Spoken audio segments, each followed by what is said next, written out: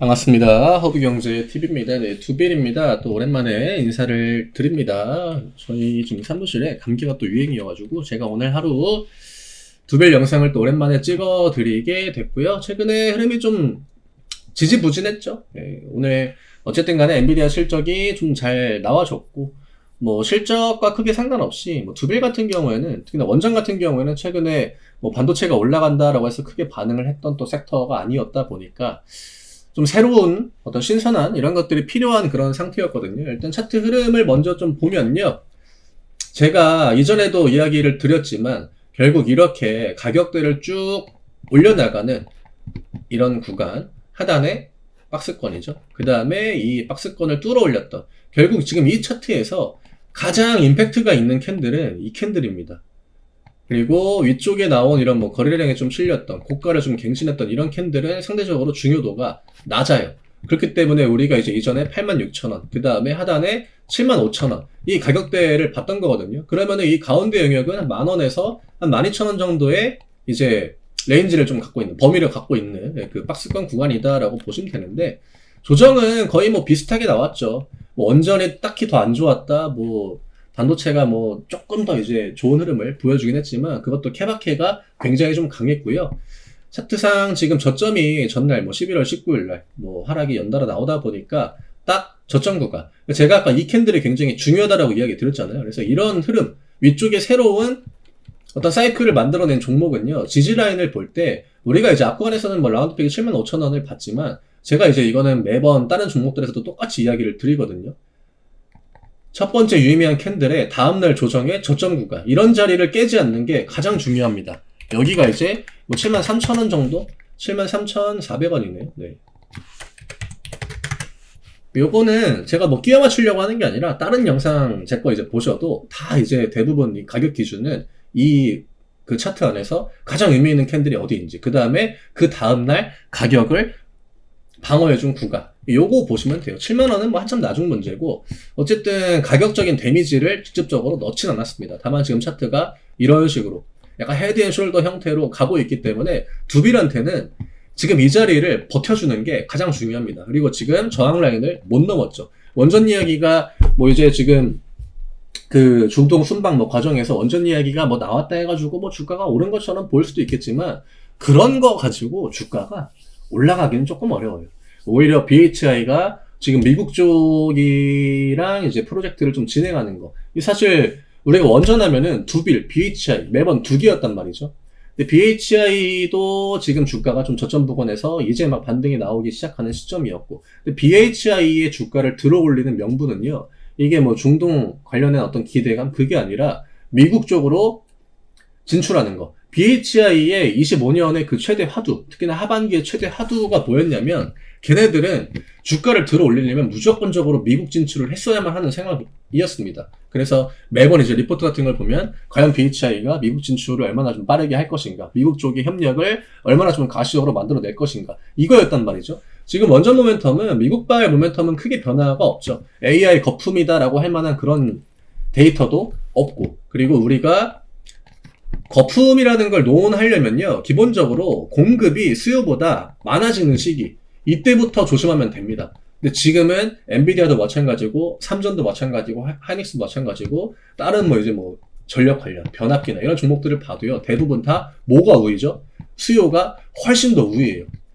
지금 수요자 시장이기 때문에 완전하게 그냥 슈퍼 갑의 포지션이 만들어지는 거거든요. 엔비디아도 갑이잖아요. 변압기 종목들도 갑이에요. 슈퍼사이클이라고 보통 칭하죠, 이런 것들을. 이 단계에서 거품이 터질 확률은 굉장히 낮다.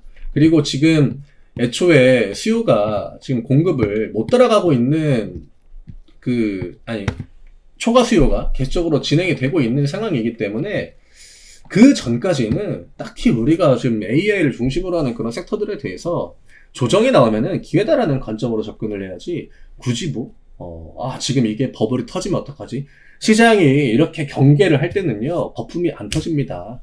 거품이 터지는 건 시장이 경계심을 진짜 내려놓고 방심하고 있을 때, 그럴 때 터지는 거지, 지금 단계에서 AI 버블을 논한다? 지금 미국 시장에 조정을 줬던 병분은 AI 때문이 아니죠. 중간에 뭐 AI로 인한 논란거리보다는 확실히 이제 셧다운이 좀 오래됐던 거, 고용보고서 이런 것들이 딜레이가 됐던 거, 지표들이 안 나왔던 거, 그러다 보니까 금리 인하에 대한 기대감이 좀 후퇴했던 거, 그 다음에 뭐 최근에 뭐 트럼프 스캔들 이런 부분들도 영향을 줬을 거고, 코인 시장도 그것 때문에 많이 안 좋았던 거고, 이런저런 복합적인 요인들로 계속 이제 주가가, 증시가 이제 밀렸는데, 그게 당연히 최근에 기술주들이 많이 올랐기 때문에 기술주들이 또 하락을 주도할 수밖에 없는 거거든요. 근데 이런 흐름들이 만들어지니까 계속 겉에서 볼 때는 AI 뭔가 거품 아니야? 거품 아니야? 이게 반복적으로 나오다 보니까 우리나라 시장도 피로감을 많이 느꼈고, 또 심리가 약해지니까 투매가 많이 나왔던 거죠.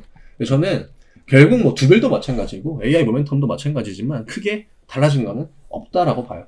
우리가 이 두빌을 단기적인 어떤 그 실적 모멘텀 이런 것들이 아니라 결국 원전의 프로젝트에 본격적으로 참여를 하고 수주를 받고 입찰을 하고 또 그런 것들이 본격적으로 뭔가 스타트를 끊는 그 시기, 내년부터다라고 이제 보고 있잖아요.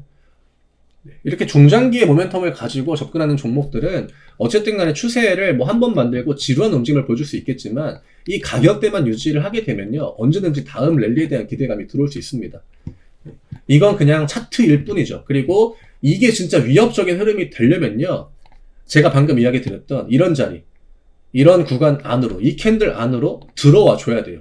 그러면 이제 그때부터는 진짜 좀 위험 시그널이다. 왜냐면 이런 자리 안으로 종가가 들어오게 되면 무슨 현상이 나와주느냐? 이 캔들의 시가 부근으로 차트가 빠질 확률이 올라갑니다. 그러면 애써 의미 있는 힘을 진짜 내가 박스권을 길게 유지하다가 결국 여기를 뚫어 올렸던 이 캔들의 초입권으로 들어온다. 이거는 단기 시세가 그냥 마무리된다. 당분간은 기대감이 없다. 그런 관점으로 빠르게 전환이 되기 때문에 두빌 같은 경우에는 어쨌든 이 74,000원대, 75,000원대 요 구간, 이 가격대를 지켜주는 거. 그 다음에 지금 추세는 위쪽으로 워낙에 이제 앞권에 또 강하게 올라오다 보니까 이런 식으로 고점에 막혀 내려오는 포지션이었단 말이죠. 근데 오늘 여기에서 이쪽으로 양봉을 하나 빼게 되면은, 그러면은 생각보다 이 윗라인 8만원이라고 하는 그 저항 구간이죠. 이 위쪽으로 올라오는 거는 그렇게 크게 난이도가 높지 않을 수 있다. 최근에 또 개인 매수가 많이 들어왔죠. 보통 이렇게 횡보 구간이 나오고 하락 구간이 나오게 되면은 과연 이제 이 개인 매수가 얼마나 주가에 부담이 될 정도로 유입이 되느냐, 이게 이제 뒷구간에 횡보가 나오는 혹은 조정이 나오는 그 시간을 결정짓거든요. 지금 이 정도 수준이 나왔다라고 하면은 적은 수량은 아니에요, 냉정하게. 적은 수량은 아니지만 원전 같은 경우에는 이미 뭐 충분히 조정을 많이 보여주기도 했고, 또 기대감이 연말로 가면 갈수록 더 강하게 들어올 수 있는 섹터이기 때문에 오늘 같은 날에 원전주들이 좋은 반응을 했다는 거. 결국 엔비디아 실적 발표도 좀 긴 과정으로 보면요, 하나의 터닝 포인트예요. 이게 엔비디아가 뭐 반도체를 밀었다, 이게 터닝 포인트가 된다라고 이야기를 드리는 게 아니라 일정이잖아요. 시장을 뭐 10월, 11월 이렇게 볼 때 정상회담을 기점으로 시장이 한번 바뀌었고, 또 이렇게 엔비디아 실적 발표 가장 큰 이벤트이니까 이런 실적 발표를 기점으로 또 하나의 구조적인 변화가 나와줄 수 있습니다. 누가 내려가고 뭐 한 개의 섹터가 내려가고 한 개의 섹터가 새롭게 올라오고, 그 관점에서 원전주들이 오늘 보여준 반응은 저는 충분히 좀 긍정적이었다. 그리고 오늘 뭐 개인 매도, 외국인 매도가 나오긴 했습니다만 기관 매수가 들어오는 거는 뭐 두빌한테 이렇게 크게 나쁘진 않죠. 연기금 투신 보험에 빨간불을 찍어줬다는 거, 이런 것들은 좀 유의미한 수급이다라고 볼 수 있고요.